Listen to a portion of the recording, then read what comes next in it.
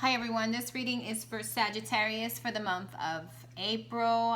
So if you have any Sagittarius placements in your astrological chart, this reading is for you. This reading is for anyone who stopped by to look at the video. Maybe there's a message here. For cross watchers, this reading is also, again, it's an intuitive tarot reading. I'm not going to read the cards, how they are portrayed in tarot. I use my own intuition depending on what spirit tells me and guides me through this reading. Remember, these are just energies. Energies can change. We have free will. Take the advice from the cards, maybe to change a situation or look at a situation differently. So Sagittarius, your overall energy for the month of April is the Six of Cups in reverse. Almost like not feeling love, not feeling like supported, not feeling love for yourself, and not opening up either, because when you're like this, you're dreamy, you're opening up, almost like you're closed in. And I'm not sure if it's due to a relationship or due to a past hurt or due to what you're going through now in this month. I'm not really seeing where it's coming from, but I feel like there is some blockages there from what Spirit is telling me, okay? Then you get the Eight of Swords, and the Eight of Swords is really blocked in your own emotional self. You have some emotional blockages. These swords, as you can see, he's stuck on a bark of tree, leaning on a tree trunk, and these swords are surrounding him, but they're so separated that he can come through there. But no, he's blocking his own self in this situation, or in his emotional instability. He's blocking things from coming to him too, because there's 8 swords surrounding him. So neither is he coming out of it, and neither is he letting anything in, okay? Then we have the Queen of Cups, and the Queen of Cups is someone who may be in your life, or maybe you just, you know, really going within, focusing in her intuition, in her own internal self, and there's a cup there in front of her, but she doesn't see it. She doesn't recognize the cup because she's too busy trying to heal.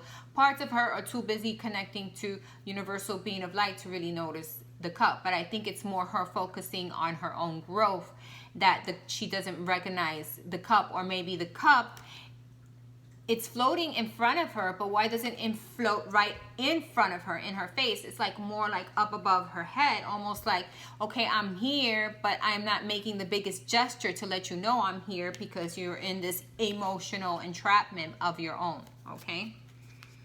Then we have the Nine of Coins, and the Nine of Coins is waiting for your 10th. No, Nine of Coins is actually growing your abundance. It's not the Nine of Cups. I keep on thinking of the Nine of Cups.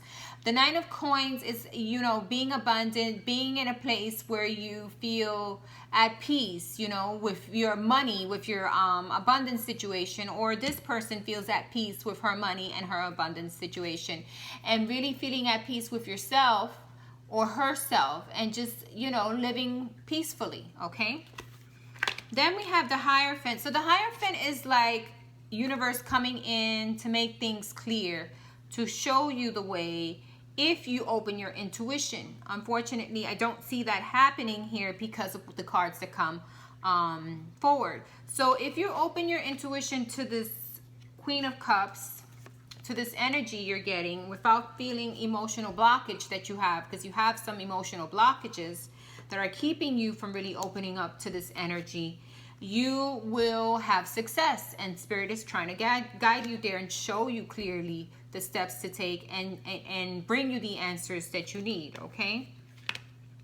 After that, we have the Nine of Swords, and it's almost like feeling betrayed, feeling like a situation didn't work out, maybe in the past, or maybe the situation you're in now, because of you being emotionally, you know, unavailable.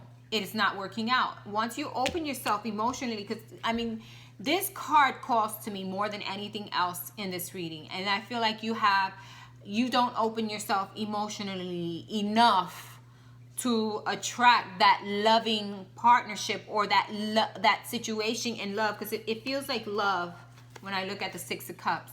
It feels like the energy, overall energy, is love, but you're not opening yourself enough to make that love happen for you. So now you're feeling like a Nine of Swords, because she's not moving, you're not putting the cup right in front of her face, and you are emotionally in your own entrapment.